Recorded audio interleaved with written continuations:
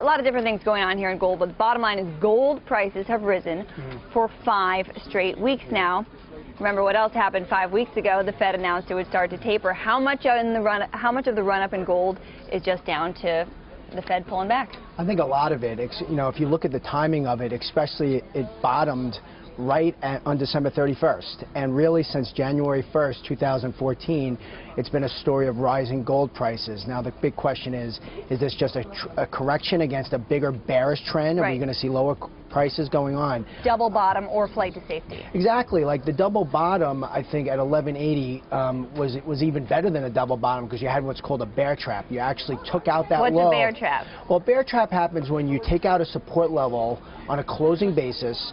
Short-term traders rush in and get short based on that bearish technical indicator, and there's no follow-through. And what happened is you had rising prices back in. You had a dollar reversing against the yen. Sure. Exactly, right then. You wrote in your notes this morning that gold increasingly looks like it might be a better gauge of fear than the VIX. Yeah. How come? Well, it maybe not better, but just different. Okay. And it's been acting similar in that it will rally on equity weakness, but it's quick to give back those gains once then there's some sense of calm back into the equity markets. So what does that mean? For anyone looking to buy it as a hedge, you need to monetize that hedge fairly quickly because it's not something you can hang on to and expect it to hold on for, say, a couple weeks. Okay, so perhaps a different way to gauge fear in the market, but actually something interesting is happening with the gold VIX. What's going on there? Traders are getting burned long term? Yeah, well, buyers are getting burned. Option traders buy options, and it's called getting long volatility.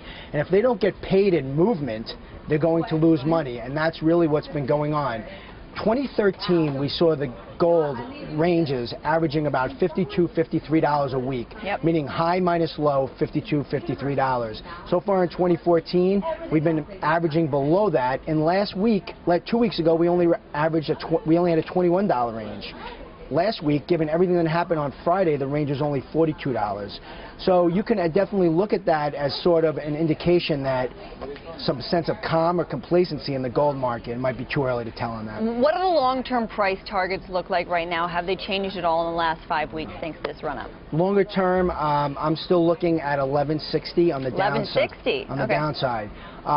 Short term, if you get a close back over 1270, which is exactly where we failed this morning, and we're about $10 lower now, we could see a run-up back up to that 200-day moving average, which is about 1230 right now. All right, just quickly, how much short covering ahead of Wednesday's FOMC meeting?